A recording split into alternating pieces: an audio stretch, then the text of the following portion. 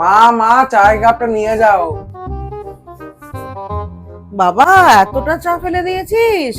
ঘরে দুধ কম ছিল বলে 1 কাপই চা হয়েছে, আমি না খেয়ে তোকে দিলাম। তোমার না খেয়ে গেছে বলেছে, তুমি খেতে। সেটা যদি তুই বুঝতি। হ্যাঁ রে সুরঞ্জনা, বল। ও, তোরা পার্টি করবি? না রে, অ্যাকচুয়ালি আমার ছেলের পরীক্ষা, তো আমি ঘর থেকে বেরিয়ে গেলে না ওর একদম ভাল লাগবে না পড়াশুনো করতে। আমি পরের বার জয়েন করব, হ্যাঁ, এবার হবে না রে। ভাবি, তোর পরীক্ষা বলে আমি সুরঞ্জনা আন্টি নেমন্তন্ন করলো তাও গেলাম না, আর তুই না পড়াশোনা করে ট্যাবে সিনেমা দেখছিস?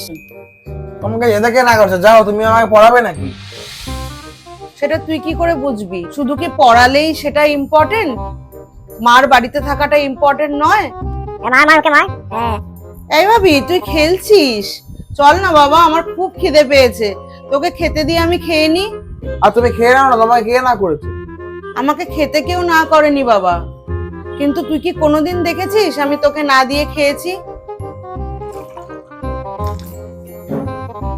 বাবা, এতখানি জল ঘরে ফেলে দিলি?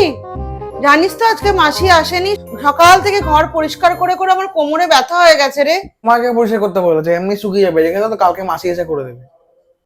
আমাকে তো কেউই কিছু বলে না রে বাবা, তোরা কাজ করতেও বলিস না, তোরা আমাকে খেতেও বলিস না, তোরা আমার খোঁজও নিস না, তাও যে আমাকে সংসারের সব কাজগুলো কেন নিজে থেকেই করতে হয় সেটা তোরা বুঝবি না। যেদিন তোরা বুঝবি সেদিন হয়তো অনেক দেরি হয়ে যাবে রে।